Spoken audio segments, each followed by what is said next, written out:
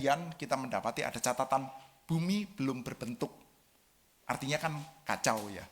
Tidak berbentuk itu kan kacau. Ini bentuknya apa saudara? Itu namanya bendanya saudara. Bentuknya saudara. Segi 4. Ini berbentuk namanya saudara. Kalau begini itu tidak berbentuk saudara. Maaf ya saudara. Tidak berbentuk ya. Tidak berbentuk dan kosong. Lalu Tuhan memberikan bentuk, ya, memberikan bentuk, memberikan wadah, memberikan isi, sudah sehingga menjadi teratur. Dari yang keotik menjadi kosmos, menjadi teratur, sudah jadi order. Dari yang keotik jadi order. Itu adalah cerita Kristen. Demikian juga tempat ini tadinya tidak dipakai untuk ibadah, sekarang dipakai untuk ibadah. Dan saya masih ada di dalam hari-hari yang lumayan awal, sudah. Sangat bersyukur bisa berbagian di dalam tempat ini. Harap semakin dipakai oleh Tuhan. Mari Bapak Ibu sekalian kita bersama berdoa sebelum kita membaca bagian kitab suci kita. Bapa di dalam surga, kami ini adalah milik-Mu Tuhan, bukan milik satu buah sinode gereja, apalagi milik hamba Tuhan. Karena itu Tuhan pada pagi hari ini, jangan berikan kepada kami kesialan, sehingga kami cuma bisa berjumpa dengan hamba Tuhan atau khotbah dan persiapannya. Kami ingin berjumpa dengan diri Tuhan, yang memang di dalam kemurahan-Mu Engkau janjikan. Karuniakanlah kepada kami Tuhan, sehingga kami ini boleh berjumpa dengan Tuhan dan firman-Nya. Jangan berikan kepada kami satu buah khotbah yang baik, yang akan membuat kami senang, dan kadang-kadang membuat kami lebih senang dengan hamba Tuhan. Dan juga jangan kasih kami satu buah khotbah yang buruk, yang membuat kami kesal atau bosan. Karuniakanlah kepada kami firman-Mu Tuhan. Karena khotbah yang baik hanya membuat kami senang, khotbah yang buruk membuat kami kesal, tapi tidak membawa kehidupan kami kemana-mana. Karuniakan kepada kami firman-Mu yang berkuasa Tuhan. Karuniakanlah kepada kami Kristus Yesus yang dikabarkan.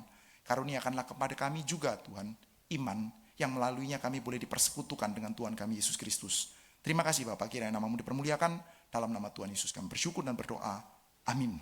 Saudara sekalian, saya mengajak kita untuk melihat dari Matius pasal yang ke-18, saudara. Matius pasal 18 kita akan baca secara bergantian, saudara ya.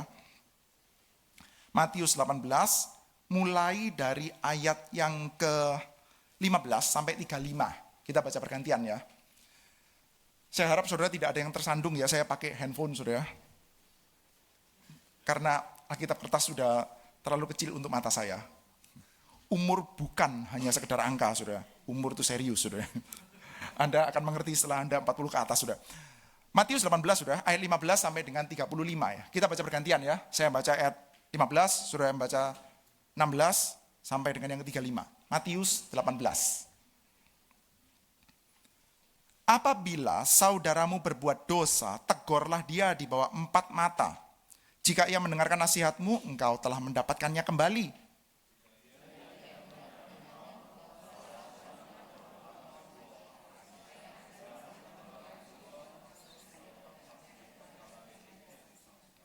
Saudara, PRI ini masih baru, saudara, tapi justru sejak mula-mula harus belajar kompak ya saudara ya. Nanti bacanya yang agak kompak. Jika ia tidak mau mendengarkan mereka, sampaikanlah soalnya kepada jemaat. Dan jika ia tidak mau juga mendengarkan jemaat, pandanglah dia sebagai seorang yang tidak mengenal Allah atau seorang pemungut cukai.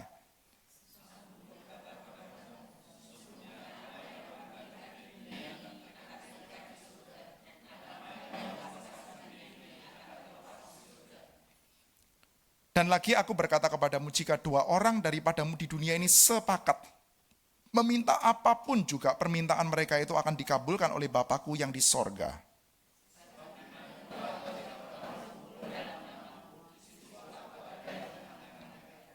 Kemudian datanglah Petrus dan berkata kepada Yesus, Tuhan, sampai berapa kali aku harus mengampuni saudaraku jika ia berbuat dosa terhadap aku? Sampai 7 kali?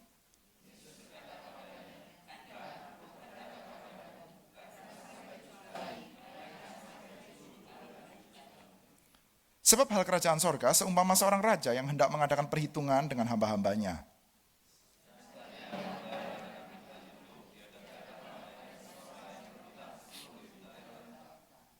Tetapi karena orang itu tidak mampu melunaskan hutangnya, raja itu memerintahkan supaya ia dijual beserta anak istrinya dan segala miliknya untuk membayar hutangnya.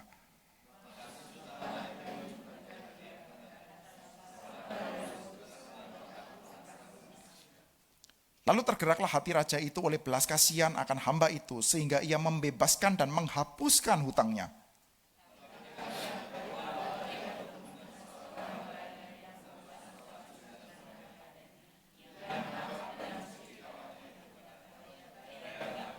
Maka sujudlah kawannya itu dan memohon kepadanya, sabarlah dahulu, hutangku itu akan kulunaskan.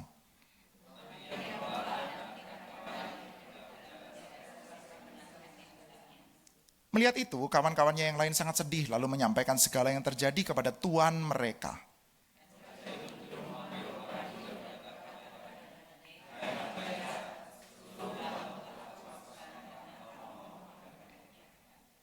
Bukankah engkau pun harus mengasihi kawanmu seperti aku telah mengasihi engkau?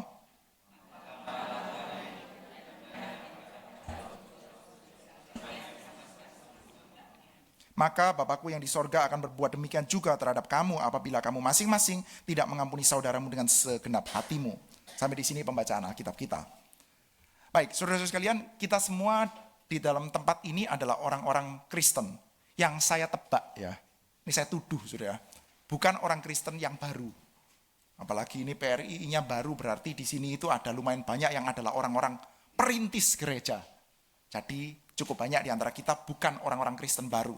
Kita orang-orang Kristen yang sudah kawakan, saudara ya, sudah berpengalaman, veteran, saudara. Saudara, sayangnya bagi orang-orang Kristen yang sudah cukup lama, sudah kawakan, sudah banyak membaca Alkitab dan banyak melayani, barangkali, saudara. Seringkali juga adalah orang-orang Kristen yang sudah lebih sulit bertumbuh. Lebih susah untuk hidupnya disentuh oleh firman Tuhan dan diubahkan oleh firman Tuhan. Beda dengan orang-orang Kristen yang baru pertama kali, saudara. Itu momen dan bergairahnya itu banyak. Oh gitu ya, terus jadi bergairah sekali. Oh ternyata gitu ya, bergairah sekali. Diajarin doktrin apa? Oh ternyata begitu. Wah mata saya tercelikan. Dan O-nya itu banyak sekali sudah. Tapi kalau sudah kawakan biasanya sudah agak sedikit sulit sudah. Sehingga ada cukup banyak teks-teks Alkitab yang kelihatannya ya mampir-mampir saja di dalam kuping kita renungkan, tapi ya tidak membawa dampak apa-apa. Gak ada efeknya apa-apa. Cukup banyak teks-teks seperti itu, saya tebak ya saudara. Misalkan saja, saudara membaca di dalam Mazmur pasal pertama. Ada kata-kata, mereka yang merenungkan firman Tuhan siang dan malam, hidupnya akan seperti pohon yang ditanam di tepi aliran air. Dia akan menghasilkan buahnya pada waktunya, pada musimnya. Apa saja yang diperbuatnya berhasil. Terjadi enggak dalam kehidupan kita? Apa saja yang diperbuatnya berhasil. Terjadi enggak? Ya enggak. Seringkali enggak terjadi. Saudara. Dan terus gimana saudara? Ya enggak apa-apa. Udah biasa gitu. Kita sudah cukup terbiasa dengan ayat firman Tuhan yang sudah tidak bisa menyentuh lagi dalam kehidupan kita. Termasuk teks yang tadi kita baca. Kalau ada dua orang sepakat meminta apapun saja, aku akan kabulkan. Begitu saudara. Ini teks yang baru saja kita bacakan saudara. Dari Matius pasal 18 ya. Ada kata-kata seperti ini ya. Jika dua orang daripadamu di dunia ini sepakat meminta apapun juga, permintaan mereka itu akan dikabulkan oleh Bapakku yang di sorga. Sepakat meminta apapun juga. Nah saudara, teraplikasi nggak dalam kehidupan kita? Sering nggak sih kita sepakat berdoa bersama-sama? Jangankan 2, jangankan 3, 30 orang kadang-kadang di dalam persekutuan doa sepakat meminta sesuatu dan tidak terjadi. Sering kan saudara ya, terjadi seperti itu. Tidak lagi teraplikasi di dalam kehidupan kita. Dan biasanya saudara, kita ini lama-lama makin terbiasa dengan firman Tuhan yang kayak gak berkait dengan kehidupan kita. Jadi kita memperlakukan firman Tuhan itu sebagai, ya secara doktrinal, kita anggap ini sesuatu yang benar. Ucapan dari Tuhan Allah, tetapi ya gak usah terlalu lebay lah. Kita perlakukan firman Tuhan itu mirip seperti kayak komentator sepak bola Indonesia. Saudara, pada waktu saya masih kecil, saudara, itu tidak punya televisi. Itu tetangga-tetangga banyak yang tidak punya televisi. Saya nggak tahu ya, Anda pernah mengalami masa itu nggak, saudara? Jadi pada waktu orang ada die hard fansnya sepak bola itu tidak melihat pertandingan sepak bola, tapi mendengar pertandingan sepak bola melalui radio. Dan untuk Anda mengikuti jalannya pertandingan melalui radio, itu memang harus dibikin sedikit lebih ekstrim. Karena kalau nggak ngantuk kita. Dulu kan pertandingan tinju pun pakai ini ya, sudah didengar sudah ya. Jadi harus dibikin ekstrim sudah. Bambang kepada Cecep, kepada Bambang kepada Cecep, berbahaya gitu ya. Padahal itu masih bola di tengah sudah. Nah coba kalau nggak gitu ya nggak bisa sudah. Bambang, Cecep, Bambang, masih Bambang, Masih Bambang, stres sekali kan saudara. 90 menit kayak begitu saudara. Bisa kita banting tuh radionya saudara. Itu lebih membosankan dari khotbah yang jelek saudara. Kesal kita saudara. Jadi memang harus dibikin ekstrim. Tetapi setelah kita tahu nonton pertandingan sepak bola, lalu mendengarkan, kita tahu sudah bahwa sebetulnya ya nggak seseru itu. Tapi ya tidak bohong. Ya memang bolanya dari Bambang kepada Cecep, kepada Bambang kepada Cecep. Berbahaya. Nah, namanya sepak bola, ditendang ya bahaya-bahaya aja. Ya bisa nyemplung juga, tapi ya kecil kemungkinannya. Jadi kadang-kadang kita memperlakukan firman Tuhan ya kayak begitu. Ya bener sih. Cuman ya nggak usah sampai terlalu ekstrim gitulah. Apalagi sebagian besar di antara kita, saya tuduh juga saudara, itu mengenal firman Tuhan kebanyakan adalah dari salesman-nya Tuhan, yaitu pendeta. Pendeta itu kan salesman-nya Tuhan ya. Saya ini kan salesman-nya Tuhan saudara. Tugasnya saya adalah membuat Anda semakin tertarik dengan Tuhan dan semakin tertarik dengan firman Tuhan. Tugas saya. Jualan Tuhan lah, dalam tanda kutip. Ya, dalam tanda kutip. Tugasnya saya. Dan salesman, dimanapun saja, itu selalu jualan lebih ekstrim. Ya kan? Anda di sini ada yang salesman, menjual apapun lah. Asuransi lah, menjual air minum lah, menjual whatever, saudara. Saudara akan menjual dengan cara yang agak lebih ekstrim. Air minum ini mengandung pH berapa, gitu ya. Kalau Anda minum bisa merubahkan sistem dalam kehidupan, dalam tubuh kita. Gitu ya. Padahal ya air, saudara. Ya wis air. Ya bagus gak? Ya bagus. Sehat gak? Ya sehat. Tapi ya sama air-air yang lain, ya kurang lebih lah. Maaf ya, bagi Anda yang salesnya air, saudara. Saya tidak ingin mendelegitimasi Anda, saudara. Yang sampo gitu, saudara. Wah, itu kelihatannya kayak seru sekali. Apalagi yang jualan artis, saudara. Luna Maya, pakai sampo ini. Luna Maya gak pakai loh sampo itu. Sunsilk, rambutnya seperti Luna Maya. Anda yang cukup berpengalaman, saudara. Anda ya tahu lah, sampo ya kurang lebih lah. Wangi, ada deterjennya, ya udah gitu. Itu nanti ada tambahan vitamin ini, harganya bisa jadi meningkat berlipat-lipat ganda. Tapi setelah sekian lama Anda tahu, sampo ya kurang lebih lah. Luna Maya pun juga kagak terlalu percaya sama apa yang dikatakan sudah pada waktu dia ngiklan. Nah kita mendengarkan firman Tuhan kebanyakan dari salesman-nya Tuhan, yaitu para pendeta. Jadi ya harus dibikin sedikit ekstrim. Pendeta itu sudah ya, kayak saya ini sudah. Dulu dalam sekolah teologi dilatih untuk jadi salesman sekaligus jadi customer service. Customer service itu apa sih sudah? Customer service itu kebanyakan sudah handle komplain. Dan komplain itu biasanya diapakan sih? Handle komplain itu biasanya diapain? Skill utama orang untuk mendengarkan komplain adalah nggak usah ngapa-ngapain tapi suruh mereka bersabar. Saya pernah tuh, ya laptop ini sudah masuk ke Acer sudah, service center sudah. Lalu telepon, oh iya Pak sudah masuk ke dalam antrian Pak, kita sedang kerjakan. Telepon 20 kali sedang masuk dalam antrian terus. Jadinya itu 4 bulan sudah. Bulan ketiga saya beli laptop lagi sudah. Gak bisa kerja tuh. Bulan kedua atau berapa ya. Beli laptop lagi sampean. Setelah itu sekarang kemana ya satunya? Oh saya kasihkan ke Gary Malang pada waktu itu sudah. Karena gak bisa kerja sudah. Dan sampai akhirnya mau tanya lagi malas sudah. Pertama-tama kan tanyanya itu bersemangat. Sampai setelah itu tanyanya mulai dengan berapi-api. Setelah itu lama-lama malas nanya lagi. Pendeta ya gitu sudah. Begitu ada jemaat sudah mendengarkan khotbah berapi-api dari hamba Tuhan, punya pengharapan sangat tinggi tentang Tuhan. Dan setelah itu banyak ketemu masalah, konseling sama pendeta. Konseling sama pendeta ngomongnya apa? Sabar Pak, saya akan mendoakan. Tenang, Tuhan akan buka jalan. 15 kali ketemu sama hamba Tuhan ngomongnya gitu terus, lama-lama kan malas menghadap kan ya. Lama-lama kita menyesuaikan ekspektasi kita. Ya ini Bambang kepada Cecep, kepada Bambang dan kepada Cecep. Tapi ya nggak sampai seseru itu. Firman Tuhan, ya kita perlakukan seperti itu, sudah. Tapi masalah, sudah. Cara pikir seperti itu bermasalah. Karena apa? Karena salesman menjual produk biasanya lebih tinggi daripada produknya. Ya kan? Salesman. Jual air kelihatan keren sekali. Cuman salesman-nya Tuhan itu tidak mungkin mempresentasikan Tuhan lebih tinggi daripada aslinya Tuhan. Saya itu tidak bisa juga menceritakan firman Tuhan lebih keren dari firman Tuhannya. Itu nggak mungkin. Karena Tuhan itu tidak ada yang lebih besar dari dia. Paling banter saya bisa mempresentasikan Tuhan itu jauh lebih kecil daripada aslinya Tuhan. Harusnya kalau Anda mendengarkan Tuhan dari salesman-nya, Anda ketemu Tuhan yang asli, Anda akan jauh lebih kagum. Harusnya begitu. Sehingga sudah sebetulnya tidak works. Kita melakukan normalisasi firman Tuhan itu nggak kena sebetulnya secara teologis. Saya sedih ya kalau ada orang-orang Kristen yang sudah makin lama makin menormalisasi Alkitab dan menormalisasi Tuhan. Ya wis lah, ada Tuhan gak ada Tuhan ya wis.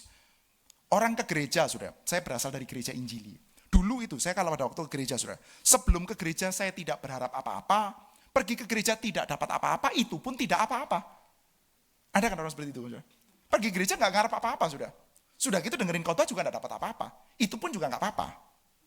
Bahaya sudah. Saya berharap sudah orang ke gereja berharap sesuatu.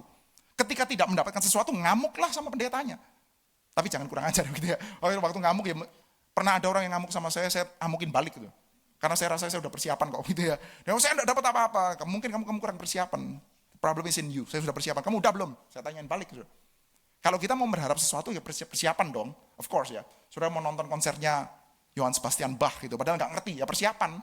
Baca dulu dan lain sebagainya. Kalau sudah persiapan baik-baik yang sono ternyata nggak perform ya baru kita ngamuk sudah. Nah kurang lebih seperti itu sudah. Jadi sudah tidak boleh ada ayat firman Tuhan yang tidak efektif dalam kehidupan kita. Tapi ini sudah. Kalau dua orang sepakat minta apapun saja, itu kira-kira bisa efektif nggak dalam kehidupan kita? Coba yuk kita sepakat minta Rolls Royce besok. Dikabulkan nggak? Kalau dikabulkan lumayan loh. Bagi dua dijual kita, lumayan kan sudah. Kalau dibuat beli Avanza bisa dapat berapa itu? Gitu ya. Bisa buka showroom tuh sudah. Jadi gimana? Mau coba sepakat sudah? Nah kita akan mengatakan seperti ini sudah. Oh enggak. Artinya enggak gitu. Nah ini bahaya sudah. Kadang-kadang ketika kita kepingin tone down bunyi firman Tuhan, kita tone down-nya pakai sound theology. Pakai teologi yang benar. Maksudnya itu enggak gitu. Maksudnya adalah kalau kita berdoa sesuai dengan kehendak Tuhan, baru dikabulkan. Itu kan teologi yang benar, sudah ya. Tetapi, sudah, apakah itu yang dimaksudkan di dalam Matius pasal 18? Itu pertanyaan yang kita perlu korek lebih lanjut. Saya percaya itu bukan yang dimaksudkan di dalam Matius pasal 18. Matius 18 lagi ngajarin kita berdoalah sesuai dengan kehendak Tuhan. Come on man, ini Matius loh sudah. Yang ngomong Yesus kepada murid-muridnya. Kepada orang-orang Yahudi sudah. Dan orang-orang Yahudi itu, mohon maaf ya, bukan para penganut teologi sukses di abad 21 seperti sekarang sudah. Mereka tidak pergi ke gereja yang diajarin perpuluhan nanti akan balik 10 kali lipat, enggak. Mereka tidak pergi ke sinagog lalu diajarin bahwa kamu minta apapun, minta helikopter, minta apa, akan dikasih sama Tuhan. Ya enggak sudah. Mereka itu orang-orang Yahudi. Jadi sudah. Artinya apa? Dua orang sepakat minta apapun saja aku akan kabulkan. Nah, ini prinsip yang paling dasar. Kita perlu untuk membaca di dalam konteks. Baca Alkitab harus kita baca dalam konteks. Kalau kita kepingin mendapatkan kelimpahannya, kita mesti membacanya dalam konteks. Hari ini saya ingin mengajak kita untuk melihat secara simpel dua konteks. Yang pertama, konteks besar Injil Matius. Itu secara singkat, setelah itu konteks yang lebih kecil Matius pasal 18. Oke, pertama konteks Injil Matius. Injil Matius ini adalah Injil tentang apa? Ada yang mau jawab? Injil Matius itu adalah kitab tentang apa? Apa?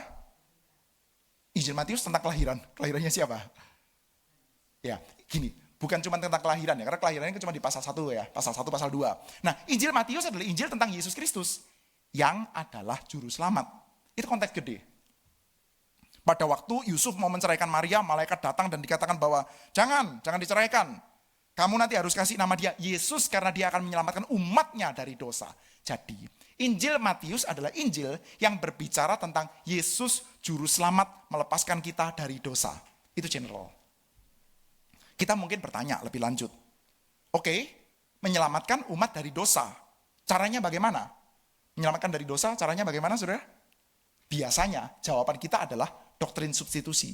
Yesus disalib, berkorban bagi kita, dosa kita dihapuskan. Doktrin substitusi. Apa itu namanya? Penggantian. Dosa saya dikasihkan kepada Yesus, kebenaran Yesus dikasihkan kepada saya. Doktrin substitusi. Jadi Yesus juru selamat karena dia menanggung dosa saya. Begitu saudara. Benar gak itu? Benar secara teologis. Tetapi itu bukan yang ditujukan dalam Matius pasal 18. Kita ngomong Yesus juru selamat dari dosa, itu gak harus loh pakai doktrin substitusi. Kita bisa nggak ngomong doktrin substitusi dari Injil Matius? Ya bisa. Matius pasal 20 itu ngomong doktrin substitusi.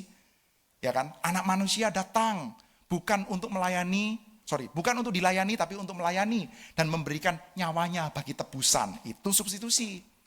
Tuhan Yesus pada waktu makan Paskah bersama dengan muridnya, dia mengatakan, cawan ini adalah perjanjian baru, ini adalah darahku yang ditumpahkan untuk pengampunan dosa. Itu substitusi. Tapi Matius pasal 18 lagi mau bicara tentang Yesus yang adalah juru selamat, bukan dalam konteks substitusi. Konteksnya seperti apa, saudara? Nah, saudara, kalau kita mau mengetahui konteks Matius pasal 18, kita perlu sadar bahwa Matius itu adalah satu buah Injil yang dikonstruksi, ditulis berdasarkan 5 discourses, 5 blok pengajaran besar. Boleh coba ditampilkan slide yang pertama, 5 blok pengajaran besar. Jadi saudara, Anda bisa melihat ya, di dalam Injil Matius itu ada signpost, ada semacam kayak penanda untuk kita tahu kita masuk ke dalam satu buah section tertentu. Tanda itu diulang-ulang saudara, yaitu selalu muncul kata-kata, dan setelah Yesus mengakhiri, dan setelah Yesus selesai, setelah Yesus selesai, atau setelah Yesus selesai, lalu setelah itu setelah Yesus selesai. 5 kali saudara. 5 kali ini kemunculan selalu setelah satu buah blok pengajaran yang besar. Yang pertama itu khotbah di bukit, ethics of the kingdom, khotbah di bukit. Yang kedua, Matius pasal 10 itu adalah perutusan. Yang ketiga, Matius pasal 13 itu adalah perumpamaan tentang kerajaan sorga.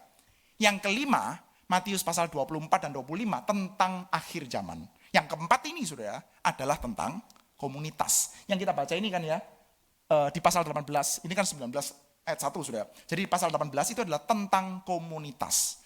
Jadi saudara, kalau kita mau bicara Yesus juru selamat, menghapuskan dosa dan lain sebagainya, dalam konteks yang tadi kita baca adalah dalam konteks komunitas. Jadi saudara, apa yang kita mesti artikan dari bagian yang kita baca tadi saudara? Pertama-tama saudara, kita perlu menyadari ucapan Tuhan Yesus ini ya. Sebelumnya kata-kata seperti ini.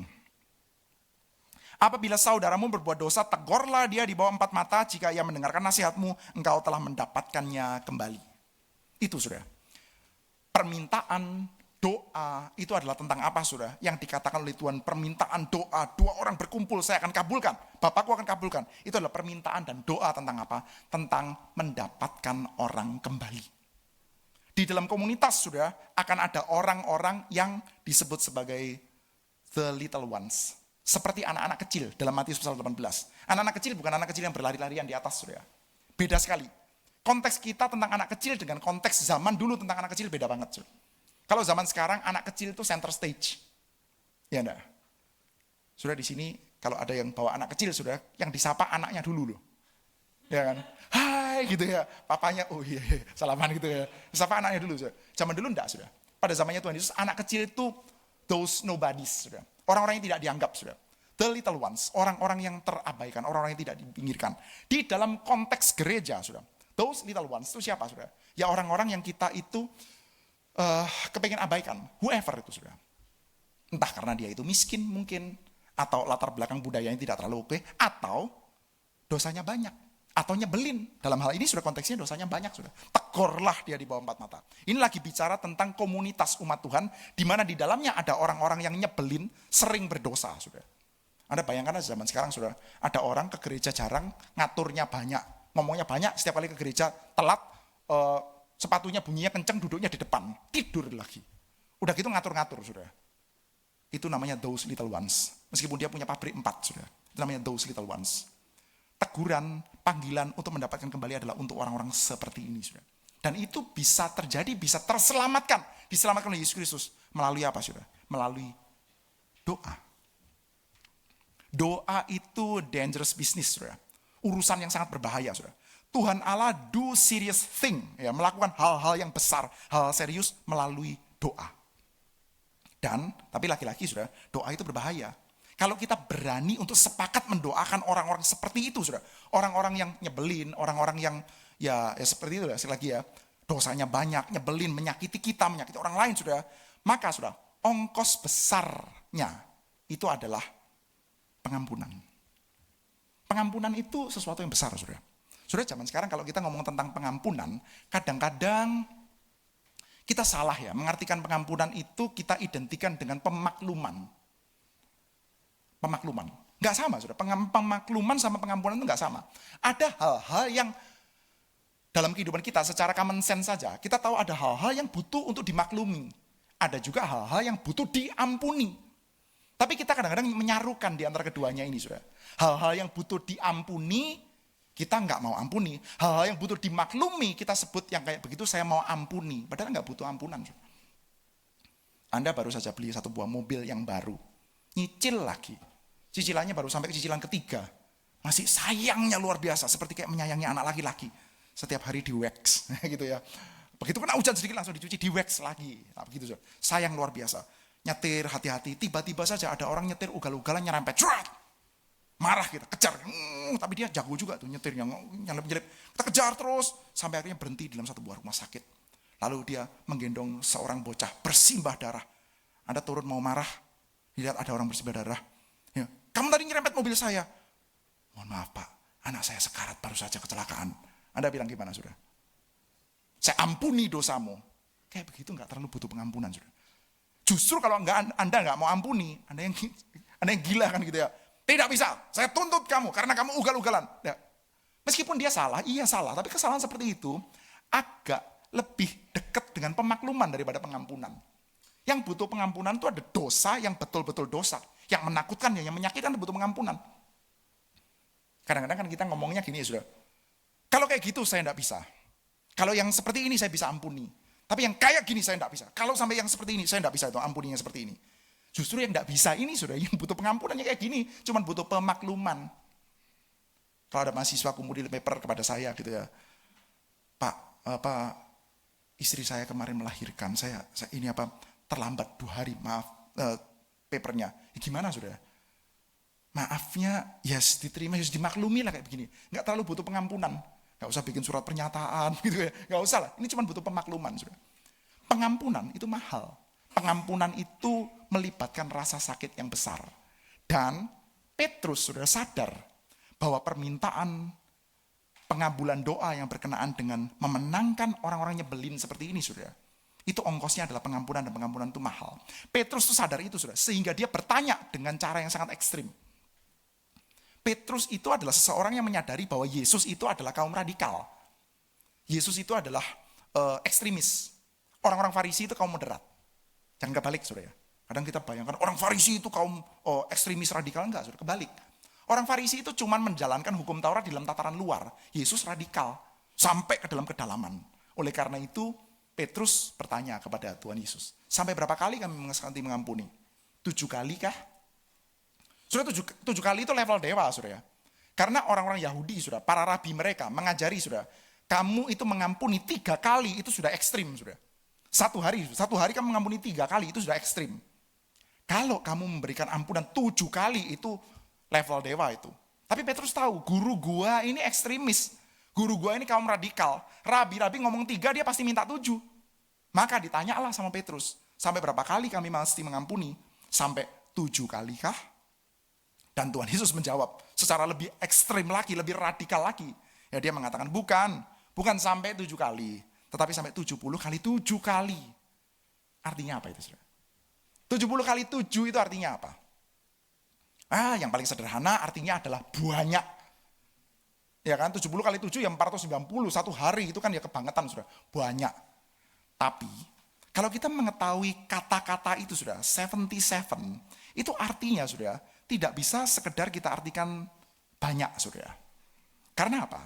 Karena kalau kita lihat, ini, saudara, kalau kita baca Alkitab, saudara.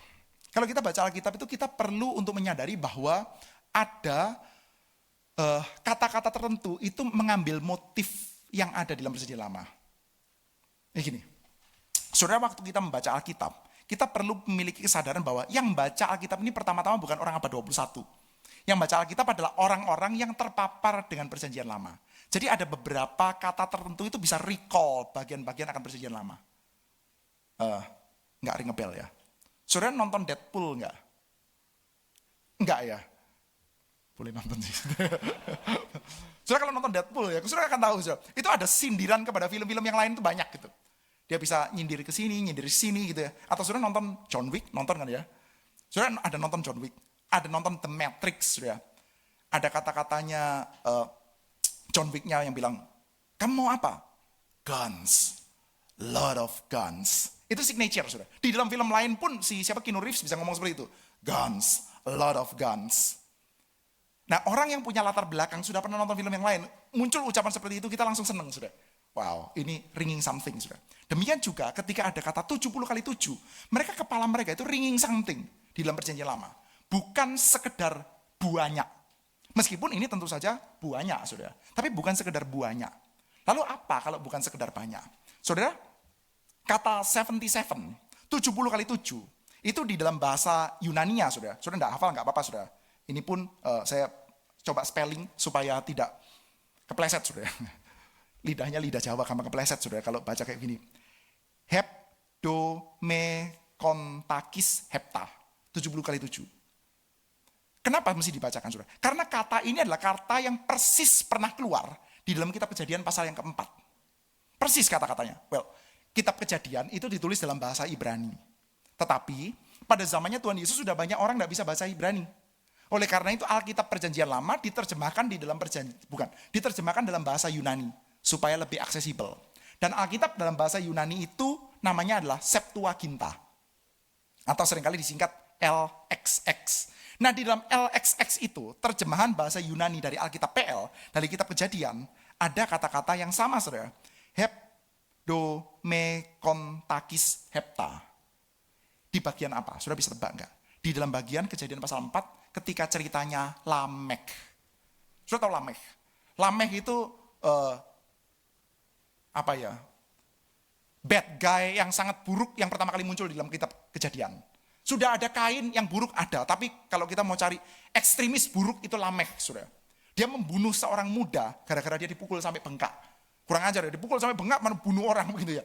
Dan dia bangga lagi sama 2 orang istrinya. Nah ini pertama kali poligami dicatat dalam kitab suci, saudara, ini Lameh. Ada dan Zila, dia bilang gitu ya. Kalau kepada Kain dibalaskan 7 kali lipat, maka kepada Lameh akan dibalaskan 70 kali 7 kali lipat. Pakai kata ini, saudara, 77. Kata-kata dalam LAI tidak sama, saudara. Tapi dalam bahasa Yunaninya sama, saudara. Jadi, saudara, 70 kali 7, itu pendek kata. Ngomongin apa sih, saudara? Ngomongin ngomongin law, hukum. Orang itu nggak boleh membunuh Lameh, meskipun Lameh sudah bunuh orang. Kalau sampai ada orang mau sembarangan bunuh Lameh, maka nanti dia akan dibalaskan 70 kali 7 kali lipat. Saudara gini, kitab Kejadian, Keluaran, Imamat, Bilangan, Ulangan, itu kan seringkali disebut sebagai, saudara? Pentatiuh. Betul ya? Kejadian, Keluaran, Imamat, Bilangan, Ulangan. Pentatiuh itu 5 kitab yang ditulis oleh siapa? Oleh siapa? Musa. Saudara ingat gak Musa itu siapa? Nabi, of course. Tapi Musa itu adalah bapak Israel merdeka. Bapak dari Neo Israel. Bapak dari Israel tua itu bapak leluhur lah ya. Abraham, Ishak, Yakub. Tapi saudara, bapak dari Israel merdeka, itu ya Musa dan Harun, proklamatornya, saudara, keluar dari Mesir, saudara. Nah, ketika Israel keluar dari Mesir, Israel itu butuh satu buah hukum konstitusi untuk pendirian satu buah masyarakat yang baru ini, saudara. Dan konstitusinya itu adalah Taurat. Di dalam Taurat itu diajarkan bahwa ada hukum, ada law yang mesti ditaati. Maka, saudara, kata-kata 77 itu berbicara tentang law. Memang betul, Kain itu sudah membunuh orang. Lameh sudah membunuh orang. Tetapi saudara, untuk orang seperti Lameh pun kamu gak boleh main hakim sendiri. Ada law yang harus ditegakkan. Ada justice yang harus ditegakkan. Maka tidak boleh sembarangan. Ada justice, ada hukum. Jadi saudara, kata 77 itu lagi berbicara tentang justice. Bicara tentang keadilan. Dan sekarang kata 77 ini dipakai oleh Tuhan untuk berbicara tentang kemurahan. Bicara tentang kelepasan. Tuhan Yesus balikkan itu. Kamu punya hukum di dalam kitab Taurat tentang keadilan, exact justice, pembalasan yang sampai ke ujung-ujungnya. Tetapi sekarang Tuhan Yesus mengajarkan tentang pelepasan yang sampai ke ujung-ujungnya. Dan pelepasannya itu sebesar apa, saudara? Sebesar 10.000 talenta. Saudara, kalau kita hadir pada waktu itu, saudara, di dalam ucapan Tuhan Yesus, kita akan tahu bahwa perumpamaan Tuhan Yesus ini adalah satu buah perumpamaan yang sebetulnya ya unbelievable. Ini perumpamaan yang tidak gampang bikin orang tergerak, karena ini terlalu tidak real, terlalu khayal. Saudara kalau nonton film terlalu khayal, logikanya nggak jelas kan kita kesel kan, saudara. Ini sudah terlalu khayal. 10.000 talenta. Orang utang 10.000 talenta itu gimana caranya, saudara? Saudara, by the way, kalau Anda melihat di dalam kamus Alkitab, 1 talenta itu 6.000 dinar. Dan 1 dinar itu adalah upah orang bekerja 1 hari. Artinya, kalau orang utang 10.000 talenta, itu Anda kalikan saja. Utang kerja selama 60 juta hari berarti. Ya, 6.000 kali 10.000. 60 juta hari.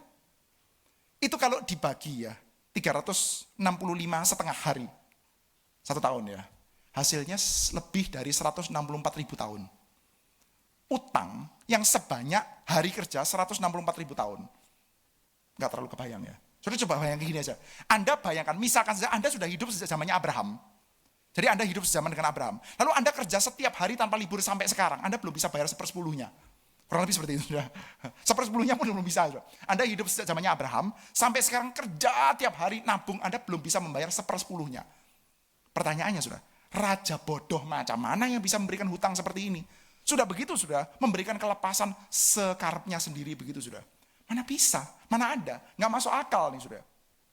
Ucapan Tuhan Yesus ini ada satu bahwa ucapannya rada kurang masuk akal. Kalau di dalam perjanjian lama, ada cita-cita keadilan, hukum ditegakkan, nggak boleh main hakim sendiri. Itu make sense. Meskipun untuk orang seperti Lameh sekalipun, orang nggak boleh main hakim sendiri. Make sense. Law, justice must be served. Itu masuk akal, saudara. Tetapi memberikan kelepasan, pengampunan segede ini, nggak masuk akal, saudara. Saudara, mau negara, mau perusahaan, mau gereja, kalau memberikan belas kasihan kayak begini, pengampunan kayak begini, saudara, pasti kolaps. Saudara tahu bisnis perbankan. Kalau di dalam bank, itu ada batasan satu buah bank itu aman, kalau non-performing loan-nya jangan lebih tinggi dari berapa persen. Anda pernah lihat nggak cerita di televisi atau di mana, saudara? Ada orang yang ngutang bank, atau ngutang dari KPR atau kemana. Ya KPR lah itu. Sudah nyicil selama misalkan 6 tahun, sudah habis uang selama sudah habis uang ratusan juta, dia gajinya cuma 6,5 juta, sudah habis ratusan juta, tapi akhirnya rumahnya disegel, diambil, orangnya nangis, waduh kasihan ya, negara harus bertindak, kasihan gimana? You mesti ngitung, kalau kayak gini kasihan semua negara kolaps, mau gimana? Mau ngeruh hasil bumi atau gimana? Jualan pulau atau gimana? Gak bisa, orang harus ngitung. Ada orang mobilnya disita, aduh kasihan sekali. Ya kalau nggak gitu banknya yang bangkrut. Nggak bisa sudah. Mau memberikan pelepasan 10.000 talenta. Kayak gini dijalankan dan negara mana yang nggak kolaps sudah. Sudah punya perusahaan penuh dengan belas kasihan. Ada pegawai satu ngutang, pegawai yang lainnya ngutang, pegawai yang lainnya ngutang. Saya itu, Tuhan tolong buka belas kasihan kepada saya. Tutup pabrik kita sudah. Tutup PHK banyak lagi sudah. Kan begitu sudah. Susah sudah. Jadi berbicara tentang pelepasan besar kayak begini sudah. Ini sepertinya tidak terlalu masuk akal, saudara. Mana bisa? Tapi, saudara, kita melihat ya, ternyata 77 itu konsepnya bukan cuma ada di dalam kitab Kejadian. Sekali lagi ya, kalau kita mau membaca bagian dari Injil Matius, kita mesti ingat pendengarnya itu kira-kira punya background apa. Matius itu adalah Injil yang ditulis untuk orang-orang Yahudi. Maka mereka akan punya beberapa ayat yang nempel di dalam kepalanya mereka. Ayat mereka sudah pasti bukan Yohanes 3:16 kayak kita. Mereka belum punya Yohanes 3:16 sudah. Mereka punyanya PL sudah. Salah satunya Kejadian pasal 4 yang berbicara tentang 77. Dan ada bagian lain dari kitab suci yang mengusung konsep 77 ini sudah. Mengusung konsep. Kata-katanya nggak sama, tapi konsepnya diusung. Satu buat teks yang sangat terkenal buat mereka, tapi mungkin nggak terlalu terkenal buat kita sudah. Apa itu sudah? Kitab Daniel. Saya coba bacakan bagi kita semua sudah. Kitab Daniel. Daniel pasal yang ke-9.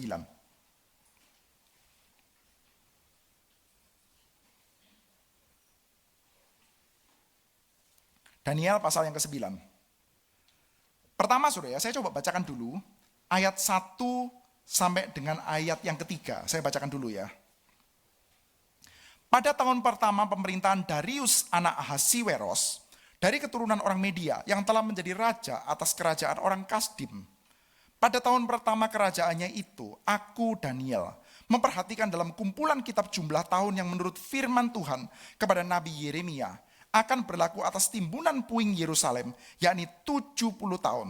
Lalu aku mengarahkan mukaku kepada Tuhan Allah untuk berdoa dan bermohon sambil berpuasa dan mengenakan kain kabung serta abu. Daniel pasal 9 ayat 1 sampai 3. Ini apa saudara? Daniel, kita semua tahu kan cerita Daniel saudara. Tokoh yang kayaknya setiap orang ngefans sama Daniel sudah. Iya kan? Saya itu sebelum punya pacar sudah. Sebelum punya pacar sudah membayangkan nanti kalau saya punya anak tak kasih nama Daniel. Ini kan mimpinya terlalu muluk ya sudah ya. Pacar aja belum punya gitu ya. Sudah pikir ntar kalau punya anak sudah namanya Daniel. Akhirnya setelah sekian lama punya juga pacar. Setelah sekian lama menikah juga. Setelah sekian lama punya anak juga. Perempuan sudah keluarnya begitu ya. Mau kasih nama Daniel nggak bisa ya udah saya plesetkan jadi Danelin sudah. Saya kelewat ngefans sama Daniel. Daniel ini kan nabi keren betul, saudara. Saudara bayangkan ya, nabi-nabi yang lain, saudara. Kebanyakan mereka berkhotbah di Israel tentang dosanya Israel dan bahwa Israel di tanah Israel akan dihancurkan oleh Tuhan. Itu ibaratnya, saudara, kalau Anda fans sepak bola, saudara, dihancurkan di kandang sendiri, saudara. AC Milan dibabat 4-0 di San Siro. Aduh, itu duka citanya itu mendalam, saudara. Kalau kalahnya di Turin masih agak oke, saudara. Saudara nggak ngerti ya, saudara ya. Kalah di kandang sendiri, saudara. Kalah di kandang sendiri. Itu apa ya? Kalau saya itu Kediri, itu Persik Kediri, saudara. Di Kediri kalah lawan ya tim yang lebih bawah begitu. Waduh, itu berat sekali, saudara. Israel, di tanah Israel dihancurkan sama Babel. Wah, itu berat, saudara. Orang-orang Yehuda di tanah Yudea, saudara. Tapi Daniel, saudara lihat ya. Daniel di tanah kafir, saudara. Itu bisa bikin raja-raja kafir doksologi, saudara. Tidak boleh ada orang di bawah kekuasaan saya yang berani menghina Allahnya Daniel. Akan dibunuh. Gitu aja. Wah, itu keren betul, saudara. Daniel di tanah asing. Itu artinya menang 4-0 di tanahnya musuh. Wah, itu keren sekali, saudara. Daniel, saudara. Makanya saya ngefans sekali, saudara. Nah, Daniel ini, saudara. Hal yang sangat bikin kita berbunga-bunga tentang Daniel adalah Daniel itu adalah orang yang mengalami pembuangan. Yehuda itu mengalami pembuangan dalam 3 deportasi besar. Yang pertama dalam Raja Yoyakim, yang kedua dalam Raja Yoyakin, beda huruf M sama N. Yang ketiga dalam Raja Zedekia, deportasi. Daniel itu masuk dalam deportasi yang pertama, dia dibuang di Babel, saudara. Dan ketika dibuang, dia ingat loh firman Tuhan. Lagi dibuang dia ingat. Dulu Nabi Yeremia pernah berkhotbah bahwa kita akan dibuang selama 70 tahun. Dan dia ngitung. Di tengah-tengah pembuangan dia ngitung, sudah. 1 hari, 2 hari, 3 hari, 1 tahun, 2 tahun. Ketika dibuang masih muda, sampai dia berdoa zamannya Darius, sudah. Ini bukan cuma sudah ganti raja, tapi sudah ganti kerajaan. Dari Raja Nebukadnezar ganti kepada Raja Belshazzar, sampai ditumbangkan ganti kerajaan, jadi kerajaan Media Persia. Zamannya Raja Darius, sudah. Daniel masih di situ, sudah. Sekarang ganti kekuasaan politik, rajanya sudah ganti, mungkin kita pulang. Kagak, Tuhan ngomongnya 70 tahun. Udah kamu tenang-tenang dulu aja di dalam pembuangan. Kerajaan ganti, Babel sudah runtuh, mungkin sekarang kita boleh pulang. Udah, gak usah banyak omong gitu ya. Pokoknya kita nanti pulangnya setelah 70 tahun. Loh kok bisa? Ya katanya nubuatannya Yeremia begitu. Nah ini keren sudah ya. Dia ingat tuh sama nubuatan Yeremia. Dan setelah dia hitung selama 70 tahun, sesuai dengan janji Tuhan, dia berdoa sudah. Dia ya berdoa. Bukan berdasarkan keadaan pribadinya seperti apa. Kalau kita berdoa kan keadaan pribadi kita seperti apa. Tuhan, anak saya sedang lomba badminton. Tolong supaya dia juara 1. Keadaan pribadi kita, saudara. Remeh lagi, saudara. Anaknya lomba badminton. Anaknya kelas berapa gitu. Mungkin anaknya lagi olimpiade, mempertaruhkan nama Indonesia. Enggak, saudara. Lomba antar SD. Lomba antar kelas 4 SD. Gitu ya. Wah, berdoanya sungguh-sungguh. Ya. Itu kalah gak ke gereja 2 minggu. Gitu ya. Nah, berdoa karena apa? Berdasarkan kondisi kita saat ini. Atau mungkin yang sedikit lebih rohani lah. Berdoa karena kita mau KKR, mau NRITC. Tuhan tolonglah humas gitu ya. Berdoa berdasarkan keadaan kita. Daniel berdoa berdasarkan janji Tuhan. Yeremia sudah berkhotbah bahwa 70 tahun akan dibuang. Dan dia ngitung.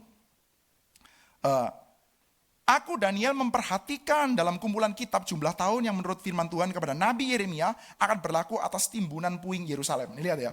Aku Daniel memperhatikan dalam kumpulan kitab. Belum berdoa, baca Alkitab dulu. Doa apa ya? Bentar, baca Alkitab dulu gitu. Nah ini yang didoakan sudah. Sudah pernah gak gini sudah? Matthew Henry. Sudah mungkin kenal dia di dalam komentarnya sudah. Matthew Henry itu sangat-sangat bisa kita teladani dalam urusan doa. Ada satu buah buku tentang orang-orang Puritan sudah. Matthew Henry itu mengatakan seperti ini sudah. Bahwa doa terbaik adalah doa dari firman Tuhan. Doa terbaik adalah doa dari firman Tuhan. Of course sudah. Sudah gini. Menurut saudara ya, pendoa dengan pengkhotbah, mana yang lebih susah? Pendoa dengan pengkhotbah, mana yang lebih susah? Saudara bergumul setengah mati kalau disuruh berdoa atau kalau disuruh berkhotbah? Berdoa, karena apa? Karena gak pernah disuruh berkhotbah gitu ya. Kalau Anda itu adalah pengkhotbah dan Anda ada pendoa, Anda kira-kira merasa doa sama khotbah mana lebih susah? Apa? Khotbah, sebetulnya ya kebalik loh. Harusnya lebih susah itu berdoa. Kenapa saudara? Karena berkhotbah itu meyakinkan orang tentang Tuhan. Harusnya tidak sulit. Kalau berdoa itu kan meyakinkan Tuhan tentang orang. Meyakinkan Tuhan tentang orang berdosa itu susah loh saudara. Saudara gini loh, kita ngomong tentang tokoh besar ya saudara. Saudara ngomong siapa ya saudara, artis lah gitu. Atau siapa, Brad Pitt misalnya gitu saudara. Saudara tahu Brad Pitt nggak? Enggak ya? Atau Keanu Reeves, John Wick 5. Ana de Armas sudah, balerina. Terserah saudara. Saudara, saya ngomong tentang artis saudara. Kira-kira saudara, meyakinkan Anda supaya suka sama artis, itu lebih mudah atau lebih susah daripada meyakinkan artis supaya suka sama kita? Kalau saya ngomong ya tentang ada Brad Pitt mau datang ke sini, datang ya, kan gampang sekali kan? Oh iya datang ke sana nanti minta foto kan gitu, gampang. Meyakinkan orang tentang Brad Pitt itu gampang saudara. Tapi meyakinkan diri kita kepada Brad Pitt itu susah. Harus itu susah banget saudara. Dan berdoa kan begitu saudara. Berdoa itu bikin Tuhan Allah itu memove hatinya untuk kita. Harusnya jauh lebih susah saudara. Oleh karena itu nggak boleh serampangan dalam berdoa. Berdoa itu baca Alkitab kayak Daniel begini saudara. Aku buka dalam gulungan kitab lalu dia perhatikan. Oh Tuhan berjanji menurut Nabi Yeremia 70 tahun kita akan pulang dari pembuangan. Maka dia berdoa dengan sungguh-sungguh dan mengaku dosa. Doa minta belas kasihan dan mengaku dosa. Minta belas kasihan sama mengaku dosa itu klop sudah. Jadi satu. Orang tidak bisa minta belas kasihan tanpa sadar dosa. Karena kalau dia tidak sadar dosa, dia cuma minta pertolongan, bukan minta belas kasihan. Minta kelayakan itu. Minta berdasarkan kelayakan. Tapi dia enggak sudah. Dia mengaku dosa. Sadar sudah. Dan mengaku dosa itu enggak gampang. Saudara, mengaku dosa itu kan artinya mengakui saya jelek. Ya. Enggak gampang. Mengakui saya jelek di hadapan jemaat, itu gampang. Karena itu pura-pura. Jemaat juga sudah punya jawaban template. Wah kalau saya ini bukan apa-apa. Oh enggak lah, Bapak juga memberkati. Enggak lah, oh iya lalu gitu, 5 menit ya gitu sudah. Wah itu lelah sekali loh saudara. Kan banyak ya kan percakapan seperti itu. Itu ternyata ada istilahnya saudara. Namanya adalah humble bragging. Baru tahu saya ternyata ada istilahnya saudara. Ternyata sudah sangat common saudara di dalam lingkungan masyarakat timur saudara. Pura-pura rendah hati aja gitu. Saudara kalau misalkan ini ya selesai khotbah gitu kan ya. Ada orang bilang terima kasih ya Pak buat khotbahnya. Wah puji Tuhan, ini Tuhan pakai aja orang yang tidak bisa apa-apa. Iya saya juga heran ya, Tuhan kok mau ya pakai Bapak ya. Kita kan langsung sebel ya. Padahal sebelumnya udah ngomong, kita cuma mengaminkan aja yang dia ngomong. Tapi enggak boleh gitu. Padahal ya itu sudah. Orang itu enggak gampang untuk mengakui dosa. Pura-pura ngaku dosa itu gampang. Suatu kali saudara kalau kenal ya, ada di GRI ini ada pendeta yang sangat senior, saya sangat hormati, tapi sudah almarhum. Namanya adalah almarhum pendeta Amin Chung. Suatu kali pendeta Amin Chung itu berkhotbah di cabang yang dipimpin oleh pendeta Benyamin Intan. Kalau saya tidak salah seperti itu. Settingnya saya agak lupa. Tapi kurang lebih sebelum pendeta Amin Chung berkhotbah, pendeta Amin Chung meminta pendeta Benyamin Intan untuk berdoa. Kadang-kadang gitulah, courtesy lah saudara. Sopan santunnya orang timur lah, you yang berdoa, you yang gini gitu ya. Courtesy lah, bagi-bagi ini. Lalu saudara, zaman dulu, saya tidak tahu, saudara pernah ngikutin nggak? Zaman dulu, Pak Tong kalau berdoa, itu ada template-nya. Dan orang di bawah-bawahnya itu jadi ngikutin template-nya Pak Tong. Biasanya hamba Tuhan yang besar, pengaruhnya besar itu jadi template. Jadi banyak yang ngikut. Kalau sekarang nada-nada tertentu itu kan ada di dalam hamba-hamba Tuhan di bawahnya Pak Tong tuh. Jadi pada waktu itu, ya Anda kalau praktek di mana gitu bisa ada orang mirip gitu ya. Saudara lihat saya mungkin juga ada mirip-miripnya sama ini. Kayak ya, gampang saja tuh diakui. Ya memang kita ngefans kok sama hamba Tuhan itu. Jadinya mirip. Dulu kalau lihat anak STT gitu ya, ada yang mirip sama pendeta Ivan, misalnya gitu, ada. Jadi kalau khotbah itu ada batuk-batuknya. Batuknya ala pendeta Ivan, beda sama batuknya Pak Tong. Kalau batuknya Pak Tong kan mendalam ya. Kalau Pak Ivan pendek-pendek. Itu bisa ditiruin loh saudara. Karena apa? Memang beliau figurnya kuat saudara. Nah Pak Tong pada waktu itu kalau berdoa selalu ada kata-kata seperti ini. Sertailah kami hambamu yang hina ini. Pakailah hambamu yang hina. Selalu doa gitu. Dulu saudara. Doanya itu setiap minggu saya dengar selalu begitu. Lalu saudara, pendeta Benyamin Intan disuruh berkhotbah. Disuruh berdoa sebelum Pak Amin Chung berkhotbah. Dia bilang, Tuhan sertailah hambamu yang hina ini. Untuk menyampaikan firman Tuhan begitu. Setelah itu Pak Amin Chung naik saudara. Terima kasih Pak Ben sudah mengingatkan bahwa saya hina. Situasinya langsung awkward saudara. Padahal kan ya amin toh. Kalau saya misalkan mengatakan saya cuma orang berdosa yang tidak berguna. Saudara ngomong amin Pak.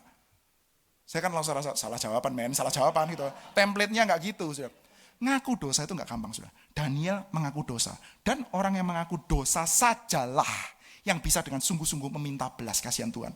Daniel mengaku dosa dan meminta belas kasihan Tuhan, mengatakan, Tuhan kami berdosa, nenek moyang kami berdosa. Engkau menghukum kami dan penghukumanmu itu benar. Nyata-nyatalah tanganmu adil ketika menghukum kami.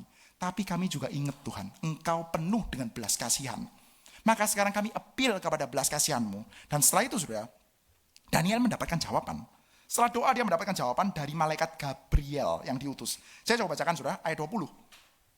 Sementara aku berbicara dan berdoa dan mengaku dosaku dan dosa bangsaku, bangsa Israel, dan menyampaikan ke hadapan Tuhan Allahku permohonanku bagi gunung kudus Allahku. Sementara aku berbicara dalam doa, terbanglah dengan cepat ke arahku Gabriel.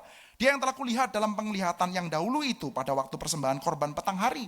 Lalu ia mengajari aku dan berbicara, Daniel, sekarang aku hendak memberi akal budi kepadamu untuk mengerti. Ketika engkau mulai menyampaikan permohonan, keluarlah suatu firman. Maka aku datang untuk memberitahukannya kepadamu. Sebab engkau sangat dikasihani. Sangat dikasihani. Jadi camkanlah firman ini dan perhatikanlah penglihatan itu. 70 kali 7 masa telah ditetapkan atas bangsamu, atas kotamu yang kudus untuk melenyapkan kefasikan, untuk mengakhiri dosa, untuk menghapuskan kesalahan, untuk mendatangkan keadilan yang kekal, untuk menggenapkan penglihatan dan nabi, dan untuk mengurapi yang maha kudus.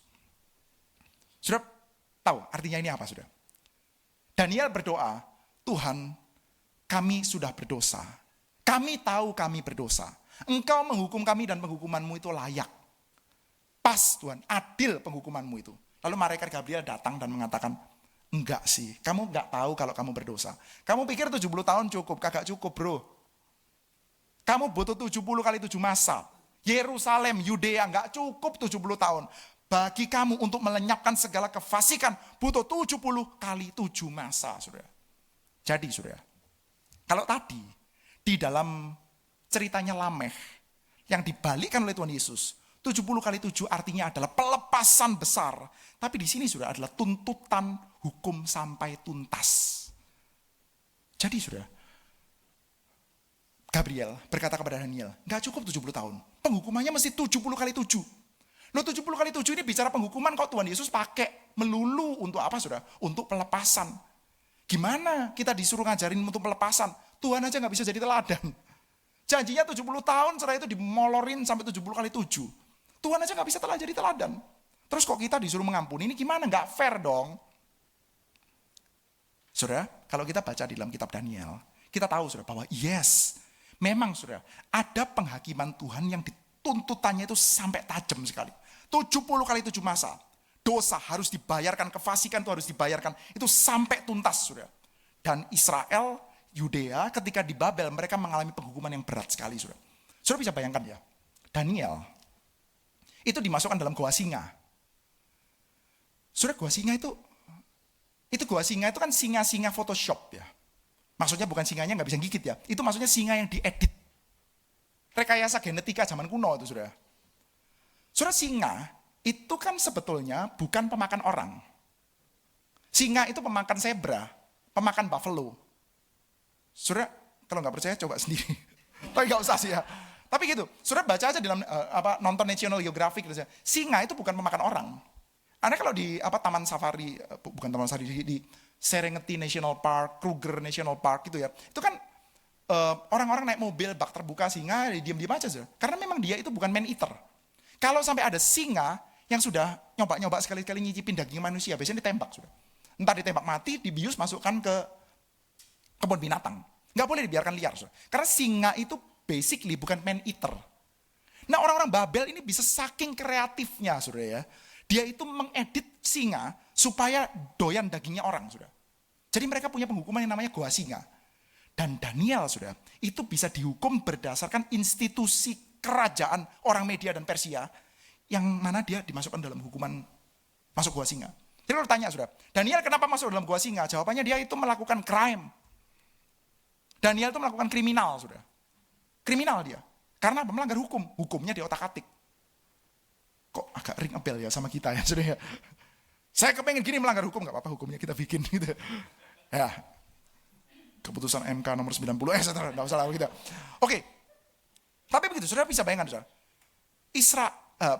Israel itu mengalami penghukuman Tuhan Di mana mereka dibuang ke satu buah kerajaan, di mana di dalam kerajaan itu mereka bisa mengotak-atik konstitusi untuk targetin satu orang, sudah. Sadrak, Mesak, Abednego, sudah. Itu kan ditarget pakai hukum, sudah. Daniel ditarget pakai hukum dan betul saja dia masuk ke dalam gua singa, sudah. Jadi, kalau ngomong Tuhan mengatakan bahwa 70 kali 7 masa, bayarkan, kamu akan mengalami penderitaan yang berat. Memang, sudah. Mereka mengalami pembuangan sampai Daniel itu masuk ke dalam gua singa, sudah. Terus, kita ngomong Tuhan menghukum. Terus gimana dia bisa bicara tentang kelepasan? Nah ini saudara. Saudara, faktanya memang sih mereka mengalami penderitaan. Faktanya memang mereka dikriminalisasi dengan bikin hukum untuk mentargetkan satu orang. Tapi fakta juga kita tahu saudara. Daniel waktu masuk ke dalam gua singa, dia kan nggak dicakar kan saudara. Nggak dicakar, nggak digigit, nggak diapa-apain saudara. Saudara, gini. Daniel waktu di gua singa, diisi oleh singa-singa yang sudah diedit secara genetika untuk makan orang, saudara. Tapi dia bisa gak diapa-apakan, itu kok bisa ya, saudara? Pak Tong, saudara. Saya dengar dari orang lain, ini gak dengar langsung dari Pak Tong. Cuman kalau profilnya Pak Tong ngomong gini, kayaknya bisa dipercaya. Pak Tong bilang gini, kenapa Daniel tidak disentuh oleh singa? Karena Daniel sendiri adalah singa. Wah, menggairahkan, saudara. Menggairahkan sekaligus intimidatif, saudara. Dan tidak terlalu menolong buat saya, saudara. Karena yang bisa kayak begitu kan harus jadi singa dulu, saudara.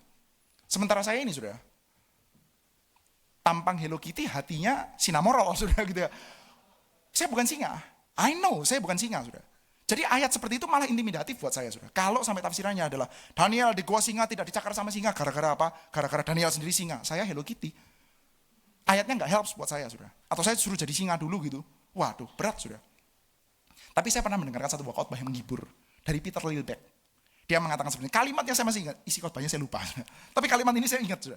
Dia mengatakan seperti ini, the real lion in the lion's den is the Lion of Judah. Singa di gua singa, itu bukan Daniel. Singa sejati di gua singa, itu adalah singa dari Yehuda. Itu yang menudungi Daniel, saudara. Jadi, saudara, Daniel masuk dalam gua singa, iya. Mengalami kriminalisasi, iya. Mengalami satu buah keadaan yang sangat berat, iya. Tapi ada singa dari Yehuda yang menudungi dia. Saudara coba bayangkan ya, kalau ada singa dari Yehuda yang bikin singa-singa yang galak, sudah diedit untuk suka makan orang, itu jadi nggak berani sentuh Daniel. Kira-kira saudara bisa bayangkan tampang singanya kayak gimana, saudara? Saudara coba bayangkan secara liar, tampang singanya gimana? Saya coba bayangkan, saya coba cari di internet, boleh coba ditunjukkan ya. Modelnya kira-kira kayak gini, saudara setuju nggak? Saudara mau bercanda nggak sama dia? Malas kan saudara? Ajak kenalan, lus-lus rambutnya, sisirin ininya, malas kan saudara?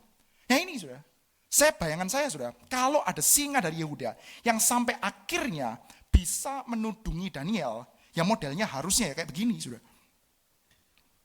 Ini semua singa-singa editan lain ya, kalau ketemu sama satu ini, modelnya akan ganti yang kayak gini, coba lihat. Yang kedua, nah, ya kan? Kerembat langsung sudah. Sansil gini sudah ya. Siapa yang ngeramasin? Takut semua ketemu sama singa begitu sudah. Jadi ya betul sudah. Begitu ada singa dari Yehuda, yang lainnya kerembat semua. Langsung kuai-kuai gitu ya. Jilat-jilat kakinya Daniel gitu. Karena ditudungi singa dari Yehuda. Keren sekali sudah. Menurut saudara, singa dari Yehudanya yang menudungi Daniel, modelnya kayak gitu bener gak sih? Coba bayangkan saja. Kalau ada singa yang melindungi Anda dari singa-singa yang lain. Modelnya kayak yang, bukan yang ini ya. Yang tadi sudah. Nah yang ini. Kira-kira bener gak saudara? Imajinasi saya itu terlalu liar atau benar jangan-jangan? Menurut Anda benar nggak? Saya pikir ya benar. Kalau kita cocokkan sama, coba kita cocokkan ya dengan Kejadian pasal 49. Kejadian pasal 49 ini adalah Testament of Jacob ya. Nubuatan-nubuatan dari Yakub tentang anak-anaknya. Nah saya coba bacakan ya. Kejadian 49 ayat 9. Yehuda adalah seperti anak singa. Setelah menerkam, engkau naik ke suatu tempat yang tinggi, hai anakku. Ia meniarap dan berbaring seperti singa jantan atau seperti singa betina. Siapakah yang berani membangunkannya? Tongkat kerajaan tidak akan beranjak dari Yehuda ataupun lambang pemerintahan dari antara kakinya. Nah itu, singa dari Yehuda yang modelnya begitu, serem. Tapi saudara, masalahnya kitab suci tidak membiarkan kita untuk sekedar berangan-angan saja. Ternyata salah satu penulis kitab suci kita, namanya adalah Yohanes anak Zebedeus. Dia pernah saudara mendapatkan vision, mendapatkan penglihatan tentang singa dari Yehuda itu saudara. Itu ada di dalam kitab Wahyu. Dia pernah mendapatkan penglihatan tentang singa dari Yehuda. Dia lihat, siapakah yang berhak untuk membuka gulungan kitab itu? Lalu dikatakan, singa dari Yehuda. Dialah yang berhak untuk membuka gulungan kitab itu. Nah ternyata singa dari Yehuda yang dilihat oleh Yohanes, anak Zebedeus, modelnya kayak begini. Coba lihat. Singa dari Yehuda ternyata modelnya begini. Singa dari Yehuda. Yang muncul adalah anak domba yang tersembelih. Itu vision. Dan Yohanes yang sama, Yohanes anak Zebedeus itu. Dia rupanya pernah melihat langsung model singa dari Yehudanya. Boleh coba lihat selanjutnya ya. Nih. Singa dari Yehuda. Ini Matius Grunewald, saudara. Jadi ya tentu saja bukan foto ya, saudara. Nggak ada foto. Ini lukisannya Matius Grunewald. Jadi saudara kalau tanya ya, kita mengalami penghukuman Tuhan, iya. Mengalami keadilan, iya. Ditekan oleh Tuhan karena dosa-dosa, iya. Masuk ke dalam gua singa, iya. Tapi ada yang menudungi. Dan yang menudungi modelnya tidak serem gitu. Yang menudungi modelnya begini. Dia menudungi dengan cara dia sendiri berkorban di atas kayu salib. Saudara, sekarang saya ingin tanya. Kalau ya kita ini adalah orang-orang yang bertemu dengan realitas yang kayak begini. Kira-kira hidup kita akan jadi gimana? Saudara kalau pernah berjalan-jalan ke Golgota, bukan tur ya saudara, tapi turnya melalui Injil Matius saudara. Saudara kan tahu, Golgota itu adalah tempat yang traumatik saudara. Ada lagu Afro-Amerikan kata-katanya, hadir kau. Saudara tahu ya? Tahu ya lagu itu? Gitu. Kamu hadir ke sana enggak? Saudara kalau ada di sana saudara, itu bukit tengkorak saudara. Ada yang ngomong bentuknya seperti tengkorak. Tetapi memang dalam bukit itu banyak tengkorak, saudara. Itu tempat eksekusi, saudara. Dan orang-orang yang dimatikan di sana itu enggak dikubur, saudara. Seringkali dibuang, saudara. Anda kalau jalan ke sana itu berbatu-batu, Anda mungkin bisa nginjak-nginjak tengkorak, saudara. Makanya namanya bukit tengkorak, cocok gitu, saudara. Krek, krek, krek, krek, gitu ya. Mungkin Anda bisa injak tengkoraknya orang, saudara. Dan di sana Anda lihat pengalaman seperti itu. Sambil bau anyir darah, bau bangkai, saudara. Wah, itu pengalaman traumatik, saudara. Saudara, sudah tahu ya, orang yang mengalami pengalaman traumatik itu akan jadi orang seperti apa? Saya pernah nonton film, saudara. Ada orang yang veteran perang gitu ya, mengalami pengalaman-pengalaman traumatik tertentu, saudara. Dia itu tidur ya, tahu-tahu tengah malam bangun. Misalkan, Frankie, fire in the hole. Saya itu bangun. Terus istrinya bilang, honey, it's been 40 years. Sudah 40 tahun yang lalu, kamu masih trauma terus. Dan orang-orang trauma seperti ini biasanya tindakannya jadi aneh, saudara. Jadi abusive, suka mukul, jadi kasar gitu ya. Karena trauma, saudara. Orang-orang Kristen, saudara, adalah orang-orang yang trauma. Tapi traumanya trauma lihat beginian. Gak heran, orang-orang Kristen akan menjadi semestinya, saudara, orang-orang yang aneh. Orang-orang yang trauma itu sikapnya aneh, saudara. Aneh ya, dia disakiti, mengampuni. Aneh ya, dia itu ada orang yang terus-menerus menyakiti dia kok luas hati ya, aneh ya. Karena dia trauma. Dia trauma dengan kesadaran bahwa saya itu punya hutang 10.000 talenta dibebaskan. Kita, saudara, adalah orang-orang yang traumatik seperti itu, saudara. Dan kita tahu, pembebasannya itu harganya mahal. Memang ada penghukuman yang berat, tapi dia yang tanggung, saudara. Waktu kita semakin berefleksi, saudara, lihat ya, diri kita, dosa-dosa kita, pelanggaran-pelanggaran kita, dan harga yang dibayar untuk mengampuni dosa kita, saudara. Kita akan jadi orang yang traumatik, saudara. Dan kalau kita lihat lagi, dalam Matius pasal 18, itulah sarana pengabulan doa. Mari kita sepakat minta orang-orang dimenangkan. Mari kita sepakat untuk orang-orang itu yang berdosa bisa dibawa kembali, bisa dimenangkan kembali. Mari kita sepakat berdoa, minta ada orang yang mengalami pengampunan Tuhan. Caranya bagaimana? Caranya adalah melalui kita yang menjadi sarana pengabulan doa itu. Kita menjadi orang-orang yang traumatik seperti ini, saudara. Tidak menjadi meremehkan dosa, karena memang dosanya dibayarkan kok. Memang 70 kali 7 itu bicara tentang penghukuman kok. Cuman kita tahu dalam penghukuman yang paling berat ada Kristus yang menanggung. Biarlah kita, saudara, boleh dipakai oleh Tuhan untuk boleh menjadi sarana ketika kita berdoa. Saya ingin ada those little ones, orang-orang yang dari luar dimenangkan. Maka kita juga menjadi sarana pengabulan doanya. Kita menjadi orang-orang yang terus-menerus healing ya, jalan-jalan pergi ke Golgota dan menaruh pengalaman traumatik ini sehingga mengubah kehidupan kita. Bagi orang luar aneh, tapi melalui keanehan itu orang-orang akan dimenangkan bagi Tuhan. Kiranya Tuhan menyertai setiap kita. Mari kita bersama berdoa di hadapan Tuhan.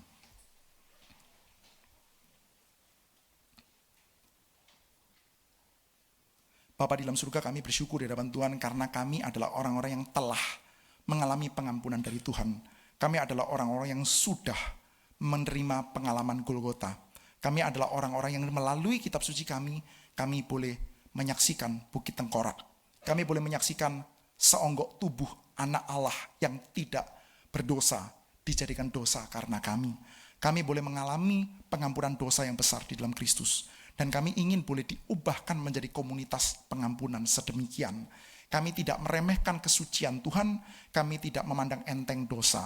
Namun secara bersamaan kami juga melihat belas kasihan Tuhan yang akan dinyatakan melalui umat-Mu, gereja-Mu di dalam PRI Magelang ini. Mohon Tuhan sertai kami dengan kuasa pengampunan. Terpujilah Engkau Tuhan, dalam nama Tuhan Yesus kami bersyukur dan berdoa. Amin.